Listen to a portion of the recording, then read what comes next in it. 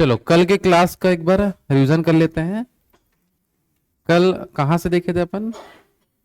कल कहां से पढ़े थे? हाँ, ग्रीष्म ऋतु में मौसम की जो क्रियाविधि थे, ग्रीष्म ऋतु वाले में सबसे पहले हम देखे थे आईटीसीजेड के बारे में। किसके बारे में? चलो, आईटीसीजेड किस प्रकार का स्थान होता है अगर क्वेश्चन आया तो क्या बताओगे? निम्न दाब वाला क्या होता है? क्षेत्र। और निम्न दाब कैसे बनता है? निम्न दाब का निर्माण होता कैसे है? किसी भी पृथ्वी के किसी भी स्थान पर निम्न दाब कैसे बनती है अगर क्वेश्चन आया तो क्या बताओगे? तो सूर्य की किरणें जहां पास लंबवत पड़ता है वहीं पास किसका निर्माण होता है? निम्न दाब का। और जहां निम्न दाब बनता है वहां आसपास की हवा लोग पूरा खींचे चले आते हैं। समझ में आ रहा है? जैसे जैसे निम्न दाब, जितना कम निम्न दाब होते जाएगा उतना ही वो चीज शक्तिशाली होते जाएगा और दूर दूर की हवा को खींचने का क्या रखता है? पावर। तो ऐसे क्षेत्र को ही हम क्या बोलते हैं? आईटीसीजेड। क्या बोलते हैं? आईटीसीजेड के नाम से जानते हैं। समझ आ पा रहा है? मार्च और अप्रैल में कौन सी घटना आपको देखने मिलता है? पछुआ जेठ धारा हिमालय के दक्षिण में जो चलते रहता है वो कहां खिसक जाता है? उत्तर की ओर। फिर अपन देखते हैं मार्च अप्रैल के बाद मई का मौसम। कौन सा मौसम? तो मई के मौसम में दक्षिण भारत में आईटीसीजेड आ जाता है। कौन कौन से राज्यों में बारिश कराता है? केरल, कर्नाटक और केरल में होने वाली जो वर्षा है उसको क्या क्या नाम से जानते हैं?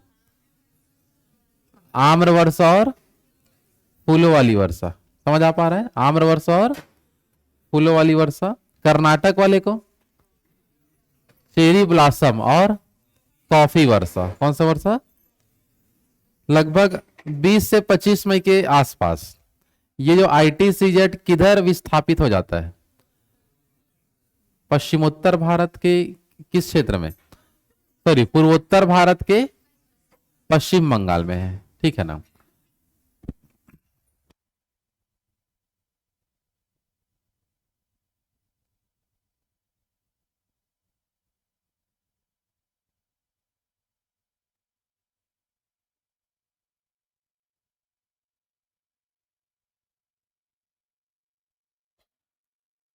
चलो, पश्चिम बंगाल वाले क्षेत्र में जो भी घटनाएं होती है उसे क्या नाम से जानते हैं? थोड़ा जोर से पढ़े, पढ़ के आया कि नहीं आया बता दो बस। पश्चिम बंगाल में जो चीज आती है, आंधी तूफान, गरज गरज के साथ वर्षा, उसको क्या नाम से जानते हैं? क्या बोलते हैं? काल बैसाखी। तो काल बैसाखी अक्सर पूछा जाता है कौन से स्टेट में आता है, तो क्या बताओगे? पश्चिम बंगाल में। क्लियर है सबका? जून के महीने में आईटीसीजेड चले जाता है पश्चिमोत्तर भारत में, राजस्थान तरफ। तो जिसके कारण स्टार्टिंग में ही उधर एकदम गर्म हवा चलता है। उस गर्म हवा का नाम क्या है? जो उत्तर भारत में चलता है गर्म हवा, उसको क्या बोलते हैं? लू के नाम से। तो लू किस प्रकार की हवा है? स्थानीय हवा। कौन सी हवा है? स्थानीय हवा आपको याद रखना है, जो उत्तर भारत में आपका चलता है। और जैसे जैसे पश्चिम उत्तर भारत में निम्न दाब का जो क्षेत्र है वो अत्यधिक शक्तिशाली हो जाता है, गर्म बढ़ते जाता है, जिसके कारण कहाँ के हवाओं को खींच सकता है? वो हिंद महासागर के ऊपर जो हवा चल रहा है उसको भी खींच देता है। तो हिंद महासागर वाली हवा जब आता है भारत में, वही बारिश करा के जाएगा। वही क्या करा के जाएगा? क्योंकि वो किसी भी समुद्र के ऊपर से जा रहा है, और समुद्र के ऊपर से जा रहा है मतलब उसमें नमी है। उसमें क्या है आपका? और नमी प्राप्त या नमी युक्त जो हवा होता है यही किसी भी क्षेत्र में क्या करा सकता है? बारिश या वर्षा करा सकता है। समझ आ पा रहा है? तो ये दो क्षेत्रों से आता है, पहला अरब सागर और दूसरा बंगाल की खाड़ी। अरब सागर वाला अपन देखे थे कल। अरब सागर वाला जो क्षेत्र होता है वो सबसे पहले बारिश कहाँ कराता है? मालाबार तट। मालाबार तट के बाद पश्चिमी तटीय मैदान। लेकिन वर्षा का क्रम बढ़ता है कि घटता है? घटता है। क्यों घटता है? पहाड़ों की ऊंचाई घटते जाती ऊपर तरफ, इसलिए वर्षा का मात्रा भी क्या होते जाता है? घटते हुए चलता है आपका। समझ आ पा रहा है? हाँ कि नहीं? इसके बाद पश्चिमी तटीय मैदान में बारिश हो गया, उसके बाद यही मानसून किधर चले जाता है? नर्मदा और ताप्ती नदी की घाटी में। किधर जाएगा? और किससे जाके टकराता है? अमरकंटक और आसपास के बहुत सारे क्षेत्रों में क्या कराएगा? बारिश। कुछ मानसून का जो शाखा गुजरात के गिर मांडव पहाड़ी से टकराएगा और किस क्षेत्र में बारिश कराएगा, तो सौराष्ट्र में। कहां कराएगा, तो यहां तक कल अपन देखे थे। आ रहा समझ में।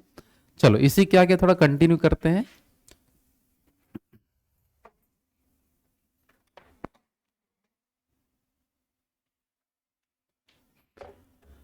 चलो इसके बाद देख लो ध्यान से, यहां पर हमारा कौन कौन सी दो दो पहाड़ी अपन देखे थे, ये वाला गिर और मांडव। कौन सा पहाड़ी है, चलो गिर और मांडव पहाड़ी से टकराने के बाद ये वाला जो हमारा इलाका था इसको हम क्या बोलते हैं, सौराष्ट्र। तो इस क्षेत्र में बारिश होता है ना। अब जो मानसून है ये जो इन दोनों को ऐसे पार करते हुए अब आगे बढ़ेगा और आगे बढ़ने के बाद ये हवा जाता है इस प्रकार से राजस्थान क्षेत्र में। कहां जाएगा आपका, लेकिन राजस्थान क्षेत्र में जाता है उससे पहले अपन देखते हैं अरावली जो पर्वत है उसका अगर पोजीशन देखें तो ये इस प्रकार से आपका अरावली पर्वत है। कौन सा पर्वत है राजस्थान में, तो ये जो अरावली पर्वत है, इस अरावली पर्वत की एक ऊंची चोटी है जिसको हम क्या नाम से जानते हैं, ये जो क्षेत्र है जिसको क्या बोलेंगे, गुरु शिखर। क्या बोलते हैं, गुरु शिखर। तो ये बस ऊंचा क्षेत्र मिलता है, बाकी कुछ ऊंचा क्षेत्र मिलेगा क्या, नहीं।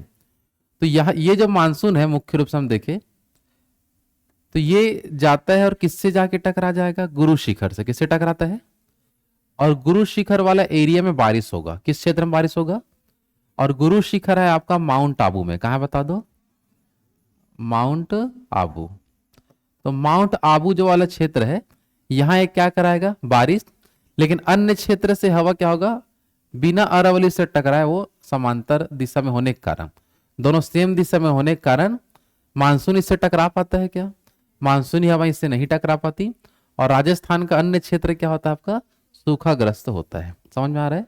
तो एकदम सिंपल बात करेंगे, सौराष्ट्र में बारिश कराएगा, इसके बाद कहां जाके टकराएगा, गुरु शिखर जो अरावली पर्वत की सबसे ऊंची चोटी है, जो किस क्षेत्र में बता दो, तो राजस्थान के माउंट आबू क्षेत्र में वर्षा होता है, मानसूनी वर्षा। बाकी अन्य क्षेत्र में वर्षा होता है क्या, इसका मुख्य कारण क्या बताओगे, कि मानसूनी हवाओं की दिशा और अरावली पर्वत की दिशा दोनों ही क्या है बता दो, समांतर है, इसलिए राजस्थान में बारिश नहीं होता है। समझ आ पा रहे हैं। तो यहां तक आपका मानसून आता है। आते आते समय यह हो जाता है कि क्योंकि अभी जून का महीना चल रहा है, कौन सा महीना, ये वाला पोजीशन के हिसाब से जून मतलब जून वगैरह चालू हो चुका है। और 21 जून के बाद सूरज नीचे जाना चालू हो जाएगा। सूरज क्या हो जाएगा, नीचे जाना चालू हो जाता है 21 जून के बाद। 21 जून में कहां आता है, कर्क रेखा में पड़ता है 21 जून को, और 21 जून के बाद वो नीचे आना चालू हो जाएगा। और नीचे आना चालू हो गया तो मानसून वापिस उधरी वापिस जाना चालू हो जाएगा। तो सबसे लेट में मानसून आता है राजस्थान में। कहां आता है, और मानसून आ ही रहता है, उसका समय हो जाता है लौटने का। तो मानसून की सबसे कम अवधि कहां होता है, तो राजस्थान में। कहां होता है, तो ये क्वेश्चन बहुत बार आता है कि भारत के कौन से राज्य में मानसून की अवधि सबसे कम है, राजस्थान में। पहुंचता भी देर से है और लौट भी जल्दी जाता है। समझ आ पा रहे हैं। तो ये क्वेश्चन यहां से याद रखना, उसको अपन लौटते मानसून में से और समझेंगे। यहां तक क्लियर सबका। चलो तो सबसे पहले बारिश कहां देखने मिला, मालाबार तल, उसके बाद पश्चिमी तटीय मैदान, उसके बाद नर्मदा ताप्ती नदी घाटी के क्षेत्र में होते हुए अमरकंटक, उसके बाद गिर मांडव पहाड़ी, और राजस्थान में कहां देखने मिला, माउंट आबू क्षेत्र में। क्योंकि यही कौन सी पर्वत चोटी है, गुरु शिखर कौन से पर्वत की सबसे ऊंची चोटी है, अरावली पर्वत की सबसे ऊंची चोटी का नाम क्या है, गुरु शिखर। तो उसी क्षेत्र से टकरा के बारिश होगा। बाकी कहीं बारिश होगा क्या, कारण पूछा जाता है बार बार, ठीक है ना, कि राजस्थान में मानसूनी हवाओं से वर्षा क्यों नहीं होती। तो अरावली और मानसून की जो दिशा है दोनों क्या है, समांतर है। अगर यही पर्वत अगर अपन मोड़ दे तो पूरा मानसून किससे टकरा जाएगा, अरावली से, और राजस्थान में बारिश हो सकता है। लेकिन कर नहीं सकते ना, कौन करेगा, ठीक नहीं, वैसे थोड़ी ना कर देंगे, वो तो नक्शा हम कर सकते हैं। आ रहा बात समझ में, आए ना, आगे बढ़े। चलो तो ये हो गया हमारा पोजीशन कौन सा वाले मानसून का, अरब सागर वाला। कौन सा वाला, अब आते हैं बंगाल की खाड़ी वाला कहां कहां एंट्री लेता है, ठीक है। अरब सागर वाला यहां तक आपका पढ़ना पड़ता है। क्लियर सबका यहां तक। अब हम मानसून देखेंगे कौन सी शाखा का, बंगाल की खाड़ी, वो भी दक्षिण पश्चिम मानसून ही रहेगा, लेकिन किधर से एंट्री लेगा, बंगाल की खाड़ी की तरफ से। किधर से लेगा? अब बंगाल की खाड़ी वाला जो मानसून है, इस मानसून का यदि मैं दिशा का बात करूं तो इसकी दिशा कुछ इस प्रकार से आपको देखने मिलता है, क्योंकि दक्षिण पश्चिम मानसून है तो किस दिशा से किस दिशा में चलेगा? ये दक्षिण पश्चिम से किधर चलेगा? उत्तर पूर्व की ओर चलता है। तो ये इस प्रकार से हवा चलते रहता है यहां पास। समझ आ पा रहा है? तो ये बंगाल की खाड़ी के ऊपर तो चल रहा है, लेकिन भारत में आ पा रहा है क्या? और भारत में यहां पास एक बहुत ही बड़ी पर्वत श्रेणी आपको मिलेगा, जिसको बोलते हैं पूर्वी घाट पर्वत श्रेणी। क्या बोलते हैं? पूर्वी घाट पर्वत श्रेणी। ये पूरा पर्वतीय इलाका है। कौन सा क्षेत्र है आपका? पूर्वी घाट पर्वत श्रेणी। लेकिन पूर्वी घाट पर्वत श्रेणी एकदम कंटिन्यू नहीं है, ये बीच बीच से कटा कटा है। समझ आ रहा है? क्योंकि बहुत सारी नदी बंगाल की खाड़ी में आके गिरता है, तो नदी लोग इस पहाड़ को काट चुके हैं जगह जगह। जैसे कि मान लो कि महानदी कुछ क्षेत्रों को ऐसे काट दिया होगा। समझ में आ रहा है? तभी तो नदी पार होगा, है ना? तो बहुत सारे क्षेत्र में ये एकदम कंटिन्यू ना होने के कारण ये आपको थोड़ा सा बीच बीच में टूटा टूटा आपको दिखेगा। आ रहा समझ में? तो एकदम कंटिन्यू है क्या? बता दो, ये नहीं है। तो आगे हम देखते हैं कि ये जो मानसून है बंगाल की खाड़ी वाला, क्या ये पूर्वी घाट पर्वत श्रेणी से टकराएगा? हाँ या ना, जल्दी बताओ। तो ये नहीं टकरा पाता। क्यों? क्योंकि हवा की दिशा कैसी है? दक्षिण पश्चिम से उत्तर पूर्व की ओर। समझ आ रहा है? और ये भी अगर मान लो कि इधर वाला जो हवा तो इधर से टकरा चुका है, बाकी जो हवा आपका सीधा सीधा बंगाल की खाड़ी के ऊपर से निकल जाता है। किससे नहीं टकराता है?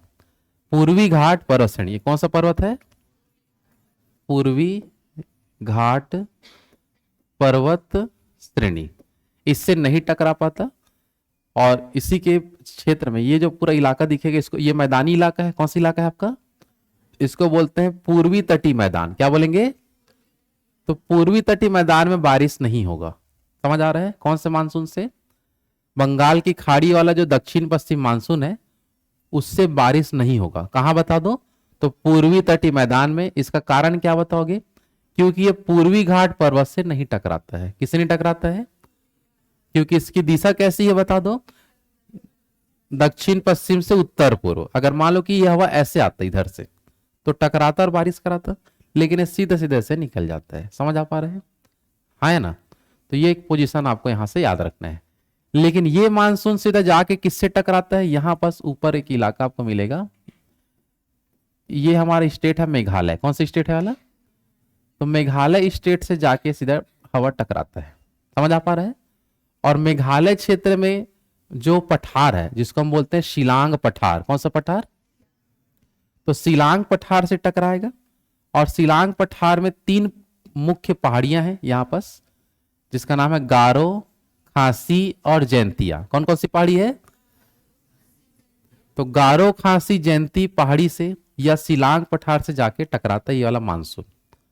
समझ आ रहा है? और शिलांग पठार में क्या कराएगा? बारिश। और शिलांग पठार के कौन कौन से पहाड़ी क्षेत्र में बारिश कराता है ये? तो गारो, खांसी, जैंतिया। कौन कौन सी पहाड़ी में? गारो, खांसी और जैंतिया पहाड़ियों में बारिश कराएगा। और इसी खांसी पहाड़ी में ही एक शहर है जिसका नाम है मासिन राम। क्या बता दो? जो बीच वाला है खांसी पहाड़ी। समझ आ रहा है? लाइन से एकदम। सबसे पहले कौन सी पहाड़ी? गारो, उसके बाद खांसी और उसके बाद जैंतिया। तीनों कौन से स्टेट में है? तो मेघालय में। कहां है? कौन से पठार में बोलेंगे? तो शिलांग पठार। कौन सा पठार? क्योंकि मेघालय की राजधानी क्या है? शिलांग। मेघालय की राजधानी, तो उसी के नाम से पठार का नाम है। समझ आ पा रहा है? हाँ कि नहीं? और खांसी पहाड़ी में कौन सा प्रमुख शहर है? मासिन राम। तो विश्व में सबसे ज्यादा वर्षा कहां होती है बोलेंगे? तो मासिन राम में। कहां होता है? और मासिन राम से पहले कहां होता था? चेरापूंजी में। कहां होता था? चेरापूंजी। और ये चेरापूंजी भी इसी खासी पहाड़ी में ही है। समझ आ रहा है? तो मासिन राम हो गया, चेरापूंजी हो गया, और एक वर्षा वाला क्षेत्र में आता है सोहरा। कौन सा इलाका? ये तीनों जो शहर है, सोहरा, चेरापूंजी और क्या बता दो? मासिन राम, ये तीनों शहर किस पहाड़ी में है? खांसी पहाड़ी में ही आपको मिल जाएगा। समझ आ पा रहा है? हाँ कि नहीं? तो ये जो हमारा बंगाल की खाड़ी वाली जो शाखा है, ये किससे नहीं टकराता बोलेंगे? तो पूर्वी घाट पर्वत से नहीं टकराता, जिसके कारण पूर्वी तटीय मैदान में बारिश नहीं होगा। ये हवा सीधा किससे जाके टकराता है? शिलांग पठार। कौन सा पठार? और शिलांग पठार में कितनी पहाड़ियां हैं? 3 प्रमुख पहाड़ियों का नाम याद रखना है, बिना देखे बताओ। पहला, दूसरा, अच्छा एक साथ बताओगे, ठीक नहीं। गारो, खासी और खासी पहाड़ी में कौन कौन से शहर हैं? मासीराम, चेरापूंजी, सोहरा। तीनों बारिश वाला इलाका है, लेकिन तीनों में टॉप में बारिश कहां होता है? और मासीराम से पहले चेरापूंजी।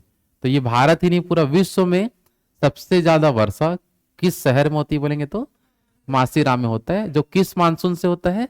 दक्षिण पश्चिम मानसून की किस शाखा? बंगाल की खाड़ी वाली शाखा। क्लियर यहां तक सबका? तो एक जो शाखा, एक जो पोजीशन हमें यहां देखने मिला, यही हवा देखो कुल मिला के ITCZ जो बना हुआ है वो राजस्थान में बना है। कहां बना आपका? तो हवा राजस्थान की ओर भी जाएगा अगर जगह मिल गया कहीं से तो। समझ आ रहा है? अब इधर से खिसकता तो है, लेकिन खिसकने के अलावा ज्यादा नहीं खिसक पाता, यहाँ पर्वत है। समझ में आ रहा है ना? और दिशा ऐसा होता है कि लोग उधर जाना चाहते हैं, हाँ है ना, जिसकी अगर पोजीशन पूरा बदल देता तो टकरा जाता, लेकिन पोजीशन हवा बदलता है क्या? नहीं। लेकिन कुछ दूरी जाने के बाद हवाओं को जगह मिल जाता है, और इस ओर में जगह आपका खाली रहता है गंगा नदी वाला। कौन सा नदी वाला? गंगा और हुगली नदी वाला जो मुहाना है कलकत्ता में या पश्चिम बंगाल में हम बात करें, तो वहीं से एंट्री लेगा वो। और कहां तक जाएगा?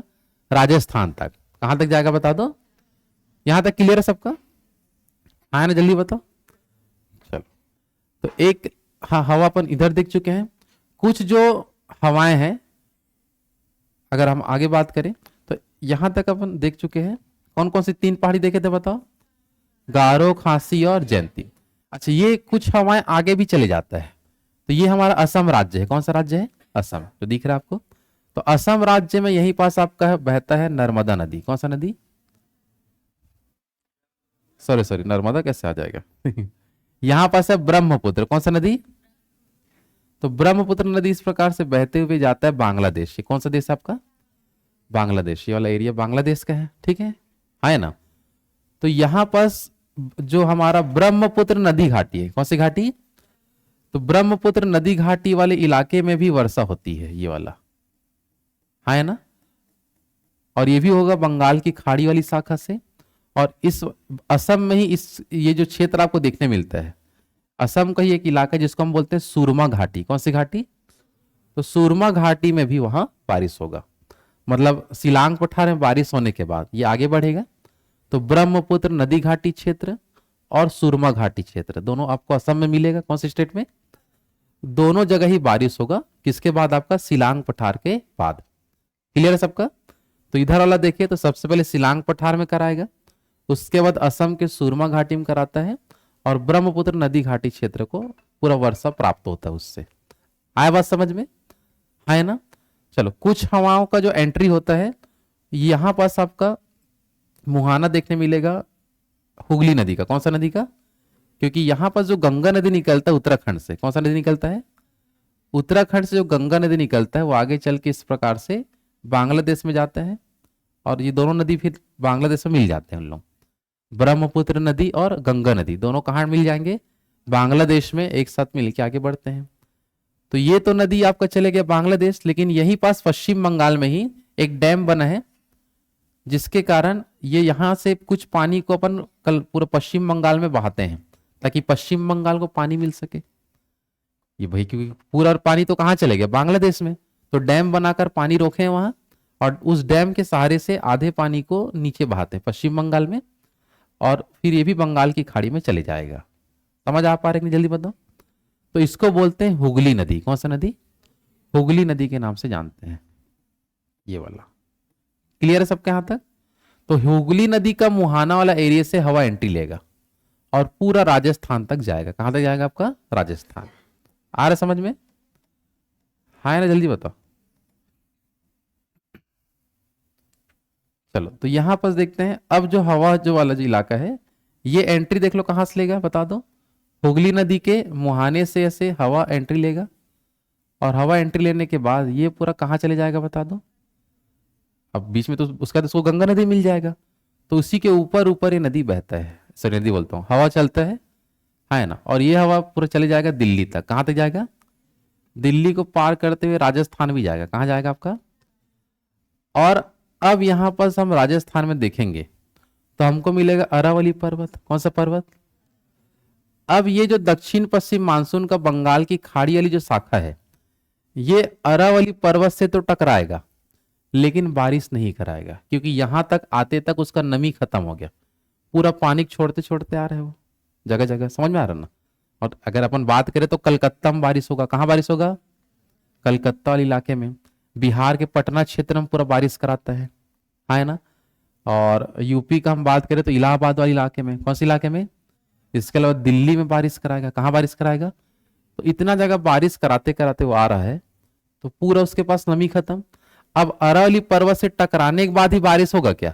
नहीं, क्योंकि क्या खत्म? नमी खत्म। और वहां तक पहुंचे रहते हैं फिर वापसी का भी समय हो जाता है। एक तो इधर वाला गया तो अरावली क्या हो गया? समांतर। तो राजस्थान को पानी मिलेगा क्या? नहीं। इधर से हवा तो गया है लेकिन क्या खत्म हो गया? अब अरावली पर्वत से टकरा रहा है लेकिन नमी खत्म हो गया, इसलिए राजस्थान में बारिश नहीं होता। तो दोनों तरफ से राजस्थान सूखाग्रस्त है। अरब सागर तरफ से भी नहीं मिलेगा और बंगाल की खाड़ी तरफ से भी नहीं मिलता। आ रहा बात समझ में? तो भारत में सबसे ऐसा राज्य बताओ जो सूखाग्रस्त रहता है, बोलेंगे तो राजस्थान। पोजीशन समझ में आ रहा है कैसे होता है ना? तो बंगाल की खाड़ी वाले शाखा से बस इतने पोजीशन आपको पता करना है। सबसे पहला किससे जाके टकराएगा? ये शिलांग पठार। कौन कौन सी पहाड़ी में बारिश कराएगा? गारो, खांसी, जयंती। खांसी पहाड़ी में कौन सा एक शहर बता दो, एक ही ठो। मासीराम अभी ज्यादा चर्चे में क्योंकि सबसे अधिक बारिश शिलांग पठार के बाद आगे बढ़ेगा सुरमा घाटी। कौन सा घाटी? तो वो ब्रह्मपुत्र नदी घाटी क्षेत्र पूरा जल मिल जाएगा उससे। कुछ हवा किधर एंट्री किया? हुगली नदी से, क्योंकि गंगा तो बांग्लादेश में चले गए हैं तो हुगली नदी बचा यहां से। तो हुगली नदी के मुहाने से एंट्री लेगा। समझ में आ रहा है? तो मुहाने से एंट्री लेते लेते उसके बाद गंगा नदी के सहारे या गंगा नदी के जो जगह मिला, गंगा नदी जहां बह रहा है उसके ऊपर पूरा जगह खाली है तो उसी के ऊपर से हवा बहते बहते कहां तक जाता है? राजस्थान। क्योंकि ITCZ कहां बना हुआ है? तो राजस्थान तक उनको मेन जाना होता है। कहां तक जाना होता है? तो राजस्थान में जाता है लेकिन बारिश होगा क्या? नहीं। लेकिन कहां कहां बारिश कराते हुए जाएगा? कलकत्ता, पटना, इलाहाबाद, दिल्ली। समझ आ रहा है? और वर्षा का क्रम घटते हुए रहेगा। सबसे ज्यादा बारिश अगर बोलेंगे तो कलकत्ता, उससे कम में, उससे भी कम बारिश और सबसे कम। तो ये वर्षा का क्रम धीरे धीरे घटते जाता है, मतलब नमी खत्म होते जा रहा है और पूरा खत्म कहां हो जाता है? राजस्थान में खत्म। समझ आ पा रहा है? तो ये हो गया हमारा कौन से शाखा के बारे में? बंगाल की खाड़ी वाली शाखा में। इतना बस समझना है। क्लियर सबका यहां तक है ना? चलो, तो ये हो गया किस प्रकार से मानसून भारत में आता है। समझ आ पाए सबको? आगे बढ़े। चलो, अब मानसून आ गया तो उसको वापस भी जाना पड़ेगा, तो उसी को बोलते हैं लौटता हुआ मानसून। क्या बोलेंगे? कि मानसून जो है क्यों लौटता है, उसका कुछ ना कुछ कारण तो होगा। तो लौटता मानसून को थोड़ा समझ लेते हैं कि ये क्या होता है। ठीक है, चलो ध्यान देना सब लोग इधर। तो ये हमारा है कौन सी रेखा? कर्क रेखा। कौन सी रेखा है? जो भारत के लगभग मध्य से ही जाता है, कर्क रेखा। ठीक है ना? ये कौन सी रेखा बता दो? कर्क रेखा। और कर्क रेखा पर सूर्य की जो किरणें हैं, कौन से डेट में करेक्ट पड़ता है कर्क रेखा पर सूर्य की किरणें? तो वो होता है आपका 21 जून। कब का बात होता है? तो 21 जून को सूर्य की किरणें कहां पड़ती है? कर्क रेखा पर। और जैसे ही 21 जून खत्म, 21 जून के दिन सबसे बड़ा दिन होता है, मतलब उत्तरी गोलार्ध में सबसे बड़ा दिन कौन से दिन होता है? क्योंकि उसके बाद फिर दिन छोटा होते जाएगा, ठंडी का टाइम आता है एकदम छोटा हो जाता है दिन। तो सबसे बड़ा दिन कहां मिलेगा? क्वेश्चन आता है। उत्तरी गोलार्ध में सबसे बड़ा दिन 21 जून को होता है, क्योंकि उसके बाद दिन की अवधि कम होते जाता है और जैसे जैसे ठंडी आएगा दिन का अवधि एकदम और कम होते जाता है। मतलब जब गर्मी आते जाता है दिन की अवधि बढ़ते जाएगा और बढ़ते बढ़ते कहां तक जाएगा? 21 जून तक। तो दिन की अवधि सूर्य सबसे लंबे समय तक 21 जून को ही रहेगा आपका। समझ आ पा रहे हैं? हाँ कि नहीं? अब 22 जून से फिर धीरे धीरे सूर्य की जो किरणें हैं वो नीचे आना चालू हो जाएगा, है ना? और नीचे आना जब चालू हो जाता है, लेकिन ITCZ अभी भी शक्तिशाली रहता है। समझ आ पा रहे हैं राजस्थान वाला?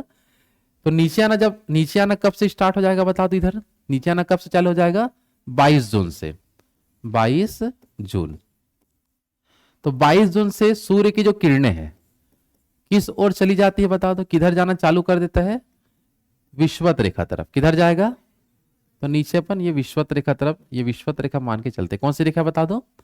तो सूर्य की किरणें विषुवत रेखा तरफ जाएगा, विषुवत रेखा। इसी को हम बोलते हैं भूमध्य रेखा। कौन सी रेखा? दोनों वही है। लेकिन 22 जून से मानसून का लौटना चालू नहीं होगा। मैं केवल 22 जून क्यों लिखा हूं? क्योंकि 22 जून से सूरज नीचे जाना चालू हो चुका है। अब धीरे धीरे वो क्या होते जाएगा? नीचे जाना चालू होगा। और हम जब देखेंगे 1 सितंबर, कब का बात रहता है? 1 सितंबर से मानसून लौटना स्टार्ट हो जाता है अपने यहां से। जो यहां पर सब तरफ से हवा आया है देश में, अब वो धीरे धीरे हवा का लौटना चालू हो रहा है। समझ आ रहा है? तो हवा लौटना चालू कब से होगा बोलेंगे तो 1 सितंबर से। क्या बताओगे? लेकिन सूर्य दक्षिणी गोलार्ध में जाना चालू कब से होगा? 22 जून से। कब से बता दो? दोनों मंत्र समझ रहे हो? क्योंकि सूरज पूरा पूरा भारत से थोड़ी नहीं गया है, अभी तो जाना चालू हुआ है। धीरे धीरे उसको जाते समय 3 महीना लग जाएगा जाते तक। समझ आ रहा है ना? 3 महीना कहां तक लगेगा? विषुवत रेखा माने में। वापिस आने में कितना महीना लगेगा? तो धीरे धीरे करके नीचे आते जाएगा, तो मानसून भी धीरे धीरे लौटेगा। मानसून लौटना चालू कब होता है? 1 सितंबर से। बात समझ पा रहे हो? और सूरज नीचे जाना कब से चालू होगा? 22 जून से। यहां तक क्लियर है सबका? तो क्वेश्चन एग्जाम में आता है कि भारत में मानसून का निवर्तन, निवर्तन को बोलते हैं लौटना। क्या बोलते हैं? एग्जाम में यही शब्द लिखे रहता है। मानसून का निवर्तन काल कब से स्टार्ट होता है भारत में? तो 1 सितंबर से। क्या बताओगे? लौटना चालू होगा। और 15 नवंबर तक, कब का बात है? 15 नवंबर तक मानसून भारत से लौट जाता है। भारत के क्षेत्रफल से पूरा मानसून कब चले जाएगा? 15 नवंबर तक पूरा मानसून लौट जाता है। समझ आ पा रहा है? हाँ है ना? तो लौटता हुआ मानसून का जो काल होता है उसी को बोलते हैं निवर्तन काल। कौन सा काल? तो निवर्तन काल चालू कब से होता है? 1 सितंबर से। और कब खत्म होगा? 15 नवंबर तक पूरा मानसून लौट जाता है। इसी को बोलते हैं लौटता हुआ मानसून। समझ आ पा रहा है? हाँ है ना? चलो फिर से एक बार बताओ तो ध्यान से मैं क्या क्या समझाया। सूरज नीचे जाना चालू कब होगा? भारत में मानसून लौटना कब चालू होगा? कब तक लौट जाएगा? 15 नवंबर तक पूरा लौट जाएगा। लेकिन लौटते समय कुछ ना कुछ जगह बारिश करा के जाएगा, अगर उसको नमी मिल गया तो। बाकी अन्य क्षेत्र में तो बारिश नहीं कराने वाला। समझ आ पा रहा है? क्योंकि लौटते टाइम क्योंकि भारत के ऊपर भी हवा है उस पार, तो सब के सब लोग लौट रहे हैं। समझ आ पा रहा है? भारत में जहां तक हवा है तो वो भी लौटेगा, और भारत के उस पार भी जो हवा है वो लोग भी लौटना चालू करेंगे। तो ये जो लौटता हुआ जब मानसून है, कुल मिला के लौटता हुआ जो मानसून होता है वो स्थल खंड से होकर लौट रहा है। कौन से खंड से बता दो? कहीं उधर समुद्र सागर है क्या? उधर कुछ नहीं है। मानसून जब लौटता है तो कौन से खंड से लौट रहा है बता दो? स्थल खंड से लौटता हुआ आता है। और इधर पूरा हमारा स्थल खंड है, स्थल खंड। तो कोई भी समुद्र या महासागर न मिलने के कारण लौटता हुआ मानसून से भारत में बारिश नहीं होगा। भारत में बारिश क्या होगा? नहीं होगा। लेकिन लौटता हुआ मानसून का कुछ ऐसा क्षेत्र जो बंगाल की खाड़ी ऊपर से चल रहा है। किस क्षेत्र से चल रहा है? अब बंगाल की खाड़ी ऊपर से जो मानसून चल रहा है, ये मानसून टकरा जाता है। यहां पर एक क्षेत्र आपको मिलेगा जिसको हम बोलते हैं कोरोमंडल तट। कौन सा तट? तो कोरोमंडल तट वाला जो एरिया होता है यहां बारिश कराएगा। और ये लगभग नवंबर दिसंबर के आसपास होता है। समझ आ पा रहा है? कब का बात होता है? तो नवंबर दिसंबर में ठंडी का मौसम होता है और बारिश होता है। कहां बता दो? कोरोमंडल तट पे। तो उसको बोल सकते हैं लौटता हुआ मानसून। क्या बताओगे? तो लौटता हुआ मानसून बारिश करा के जाएगा। कहां बारिश करा के जाएगा? कोरोमंडल तट में बारिश कराता है। और कुछ कुछ जगह ये भी देखने आपको मिलेगा कि ये हमारा जो एरिया होता है इसको बोलते हैं पूर्वी तटीय मैदान। क्या बोलते हैं? तो पूर्वी तटीय मैदान में भी कहीं ना कहीं बारिश होते रहता है कुछ, क्योंकि लौट रहे तो कहां से लौट रहे? वो बंगाल की खाड़ी के ऊपर से भी लौट रहे और स्थल क्षेत्र से भी लौट रहे। तो इधर स्थल क्षेत्र वाला कहीं बारिश होगा क्या? क्योंकि हवा तभी बारिश करा पाएगा जब उसको नमी मिलेगा। क्या मिलेगा? और नमी मिलता है समुद्र के ऊपर। किसके ऊपर? तो ये वाला एरिया कहां से आ रहा है? समुद्र के ऊपर से आ रहा है। बंगाल की खाड़ी के ऊपर से आ रहा है, जिसके कारण सबसे ज्यादा बारिश कहाँ करा के जाएगा, कोरोमंडल तट में जो तमिलनाडु में है, और कुछ कुछ जगह में पूर्वी तटीय मैदान में भी बारिश करा देता है। आया बात समझ में? हाँ ना, जल्दी बताओ। तो ये इस प्रकार से अपन देखेंगे ये जो लाइन है। और मानसून देखो सबसे लास्ट में कहां आता है, सबसे कम सबसे लास्ट में कहां आता है, और सबसे जल्दी लौट भी कहां जाता है, राजस्थान से। तो उस चीज को आपको याद रखना है। मानसून जब लौटना अपन देखते हैं तो सबसे पहले मतलब 1 सितंबर से लौटना चालू कहां से होता है, राजस्थान से। हवा लौटना यहीं से चालू होता है मुख्य रूप से भारत के अंतर्गत। ये तो भारत के बाहर वाले लौट रहे हैं, भारत वाले लोग लौटना कब से चालू करते हैं बता दो, 1 सितंबर से। कब चालू करते हैं, 1 सितंबर से लौटना वो चालू हो जाएगा। समझ आ पा रहे हैं? और लौटना चालू कहां से होता है, राजस्थान से। कहां से होता है, और लास्ट में पहुंचता भी कहां है, तो लगभग सितंबर मतलब जस्ट अगस्त के बाद क्या आता है, तो अगस्त में लगभग पहुंचे रहता है, सितंबर आता है लौटना चालू। समझ आ पा रहे हैं? तो सबसे कम अवधि कहां होता है बता दो, राजस्थान में। क्लियर यहां तक सबका? तो ये लाइन याद रखना। सर्वप्रथम 1 सितंबर को मानसून का निवर्तन कहां से चालू होता है, और मानसून का सबसे कम अवधि भी कहां बताओगे, मानसून के निवर्तन काल में नवंबर दिसंबर के माह में कोरोमंडल तट पर क्या होता है, वर्षा। क्लियर है सबका? तो ये हो गया हमारा दक्षिण पश्चिम मानसून और उसी मानसून का लौटने वाला काल। समझ पाए कि नहीं? क्लियर है सबका? चलो एक बार फिर से बताना। जब अरब सागर वाला आता है तो सबसे पहले बारिश कहां देगा, मालाबार तट में, उसके बाद पश्चिमी तटीय मैदान, उसके बाद नर्मदा ताप्ती घाटी, उसके बाद अमरकंटक वाले क्षेत्र में, फिर उसके बाद गिर मांडव पहाड़ी से टकरा के सौराष्ट्र, उसके बाद अरावली की ऊंची चोटी गुरु शिखर से टकरा के माउंट आबू में। एक इधर का एरिया खत्म। बंगाल की खाड़ी वाला जब देखेंगे तो ये किससे नहीं टकराता, तो पूर्वी घाट पर्वत श्रेणी से नहीं टकराएगा, सीधा किससे टकराता है, शिलांग पठार। 3 जगह बारिश, 3 पहाड़ियों में बारिश कराएगा। कहां कहां, गारो खासी जयंती सबसे ज्यादा बारिश, उसके बाद जाएगा कहां, सुरमा घाटी। कौन से घाटी, तो उस क्षेत्र में बारिश कराएगा। कुछ हवा किधर एंट्री कर लिए है, हुगली नदी तरफ से एंट्री कर लिए है, और वो भी कहां तक जाएगा, राजस्थान। तो पहले पश्चिम बंगाल, फिर बिहार, फिर यूपी, दिल्ली होते हुए राजस्थान। समझ आ रहा है? तो वो जगह जगह बारिश कराएगा। जैसे पश्चिम बंगाल में कहां बारिश कराएगा, कलकत्ता में, बिहार में पटना में, यूपी में इलाहाबाद में, उसके बाद दिल्ली में, राजस्थान में नहीं कराएगा। क्या खत्म, टंकी पानी खत्म। ठीक है नहीं, जहां भरा रहता वहां छोड़ के जाता है, बाकी पूरा वहां क्या हो जाएगा, खत्म। क्लियर है सबका? मानसून लौटना चालू कब से होगा, 1 सितंबर से। कब तक लौट जाता है, सबसे पहला मानसून का निवर्तन कहां से, राजस्थान। कहां से होता है, निवर्तन काल में कहीं बारिश होगा क्या, नहीं, केवल एक जगह। कहां बताओगे, कोरोमंडल तट में। कौन से महीने में, नवंबर दिसंबर के महीने में होता है। समझ आ पा रहा है ना? चलो, तो ये बारिश का अपन देखे, भारत में सबसे ज्यादा बारिश होता है मानसूनी हवा से, और वो भी कौन सा मानसून, अरब सागर वाला। कौन सा वाला, इधर वाला नहीं करा पाता। छत्तीसगढ़ का जब पढ़ते हैं तो उसका अलग क्वालिटी होता है। ठीक है, यहां तक समझ आ रहा है? चलो, इसके बाद हम समझते हैं भारत में और बारिश कैसे होता है उसके बारे में। तो भारत में एक बारिश होता है, इसको बोलते हैं चक्रवाती वर्षा। क्या देखने मिलता है, तो ये चक्रवाती वर्षा क्या होता है उसको समझना ध्यान से। चक्रवाती वर्षा क्या होता है, तो भारत के देखो हिमालय पर्वत तरफ हवाएं चलती रहती ऊपर तरफ, और दक्षिण भारत में ये जो बंगाल की खाड़ी और इधर अरब सागर है, इधर भी हवाएं चलती है। लेकिन ये हवा कैसी चलती है बोलेंगे, तो ये चलता है आपको इस प्रकार से। ये पूर्व एरिया है, तो पूर्व से पश्चिम दिशा में, क्या बताओगे, पूर्व से पश्चिम दिशा में इस प्रकार से हवाएं चलती रहती है। समझ आ रहा है? कौन से सागर के ऊपर, तो ये बंगाल की खाड़ी वाला है ना। और ये हवा भारत को पार करते हुए और कहां जाएगा, अरब सागर तरफ। कहां जाता है, तो इस प्रकार से हवाओं का रुख होता है दक्षिण भारत में। इसी को बोलते हैं व्यापारिक पवने। कौन सी पवने, व्यापारिक पवनों के नाम से फेमस है ये। समझ आ पा रहा है?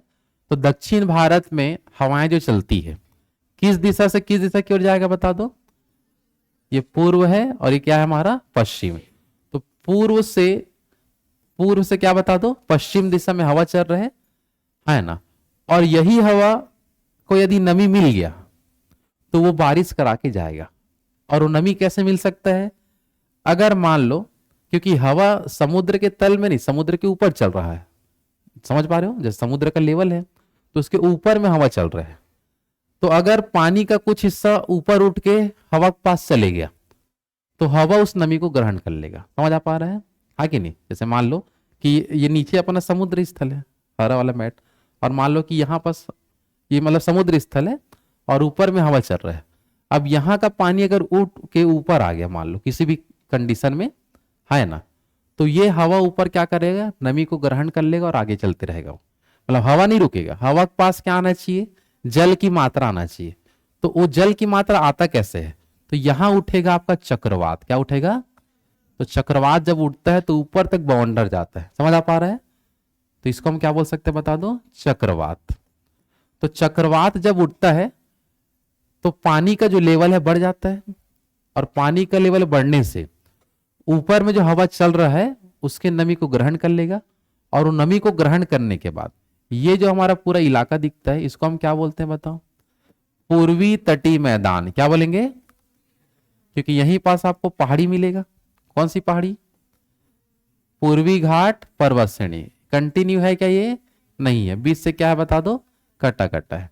इसी से ये हवा टकराएगा और किस क्षेत्र पर बारिश करा के जाएगा बता दो, पूर्वी तटीय मैदान में क्या करा देगा, बारिश कराता है। तो इसको बोलते हैं चक्रवाती वर्षा। क्या बोलते हैं, चक्रवाती वर्षा से क्वेश्चन एक ही आता है कि भारत में चक्रवाती वर्षा कौन सी खाड़ी से आता है, तो कौन सी खाड़ी से, बंगाल की खाड़ी से, और कहां बारिश करा के जाएगा, पूर्वी तटीय मैदानों में। समझ आ पा रहे हैं, है ना। अरब सागर वाला आता है क्या, भाई हवा ही वैसी चल रहा तो उल्टा कैसे कर दे, और मान लो कभी उल्टा हो गया तो बहुत खतरनाक बारिश होता है, सीधा बाढ़ वाढ़ ला देगा। तो केरल में जब बाढ़ आया था, कि कहां बाढ़ आया था, तो ये हवा अपना रुख बदल लिया था। मतलब समझ रहे हो ना, जो प्राकृतिक घटना जब रूप बदल लेता है मतलब वो एकदम संकट का चीज होता है। क्या होता है, संकट का प्रतीक होता है अगर प्रकृति अपना रूप बदल ले। तो ये हवा से हट के वापिस आके इधर पूरा क्या कराया था, बाढ़ लाया था। कहाँ, आपका केरल में। हवा का मेन दिशा समझ रहे हो कैसे होता है, पूर्व से कहाँ होगा, पश्चिम, चक्रवात उठता है तो पूरे चक्रवात का नमी, ये हवा जिसको व्यापारिक पौने बोलते हैं, वो पूरा इस पहाड़ों से टकरा के बारिश कराएगा। तो हम बोल सकते हैं यहाँ पर कि पूर्वी तटीय मैदानों में जो बारिश होता है वो ज्यादातर चक्रवाती वर्षा होता है। क्या होता है, क्योंकि इधर वाला तो दे के गया नहीं है, क्योंकि देख लो इधर वाला जो हवा जो मानसून है ये तो दे के गया नहीं है, तो ये जो चक्रवाती वर्षा है उसी से अपन का बारिश होता है। समझ आ पा रहा है, तो वही देखो लाइन लिखा है, देख लो कि बंगाल की खाड़ी और अरब सागर में पूर्व से पश्चिम दिशा में क्या चलता है, व्यापारिक पौने। क्या चलती है, और बंगाल की खाड़ी में उठी चक्रवात इन पौनों के माध्यम से पूर्वी घाट पर्वत श्रेणी से टकराएगा। किसे टकराएगा, पूर्वी घाट पर्वत श्रेणी से टकराएगा, और दक्षिण भारत के कुछ राज्यों में क्या कराएगा, वर्षा। तो दक्षिण भारत में वर्षा जो देखने मिलता है वो इसी से होता है, और दक्षिण भारत में भी ज्यादा कहाँ मिलेगा, पूर्वी तटीय मैदान। और हमारे छत्तीसगढ़ में भी चक्रवाती वर्षा होता है। कौन सा वर्षा होता है, जो बंगाल की खाड़ी से उठा होता है। समझ आ पा रहे हैं, हाँ या ना। और बंगाल की, क्योंकि छत्तीसगढ़ में जितना बारिश होना चाहिए उतना होता नहीं है। बारिश देखना है तो इधर चले जाओ, इधर पश्चिमी तटीय मैदान में जो बारिश होता है निकलने का मन नहीं करेगा, ठीक नहीं, क्योंकि इधर ही सबसे ज्यादा बारिश होगा ना। चालू कहाँ से होता है, केरल से, मालाबार से लगातार बारिश होते रहता है। हमारे यहाँ मानसून, क्योंकि यहाँ पास पूरा पर्वत है, इधर पर्वत है, बीच में इधर छत्तीसगढ़ है। समझ पा रहे हो, तो मानसून ज्यादा पहुंच पाता है क्या, पहुंचता है तो सुबह थोड़ा बहुत होता है, दोपहर में फिर रुक जाता है, ठीक नहीं, शाम को फिर गिरता है, रात में, लेकिन एकदम ज्यादा कंटिन्यू गिरता है क्या, क्योंकि मानसून उतना पहुंच ही नहीं पाता। कुल मिला के ये है, आया बात समझ में, आया ना। तो ये हो गया हमारा चक्रवाती वर्षा के बारे में। किसके बारे में, तो चक्रवाती वर्षा। इसी के साथ साथ आपका जलवायु टॉपिक खत्म होता है। कौन सा टॉपिक, तो जलवायु में हम पूरा समझे थे ठंडी का मौसम क्या होता है और गर्मी का मौसम, किस तरीके से हवा आता है, कैसे लौटेगा, और कैसे कैसे हमारे यहाँ बारिश होता है। क्लियर है तक सबका, हाँ है ना। चलो, तो जलवायु में कोई डाउट तो नहीं किसी को, हाँ है ना, जल्दी बताओ। चलो, जलवायु के बाद हम लोग जो पढ़ेंगे, इसके बाद अब जो नेक्स्ट जो टॉपिक रहेगा वो रहेगा हमारा परिवहन। कौन सा टॉपिक रहेगा? परिवहन टॉपिक को आपको समझना है। चलो, परिवहन टॉपिक को समझना है क्या क्या है। उससे पहले इसका अपन क्या स्क्रीनशॉट ले लेते हैं थोड़ा।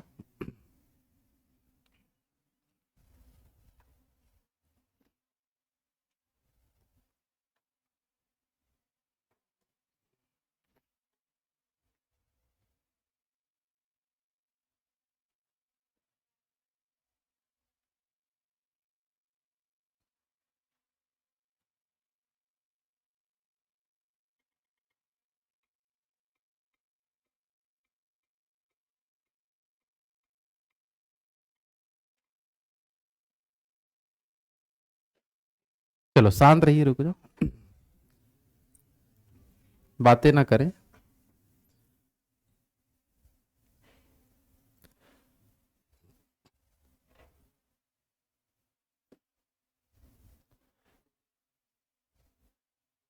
चलो, परिवहन पढ़ाओ कि कल से पढ़ाओ नया टॉपिक?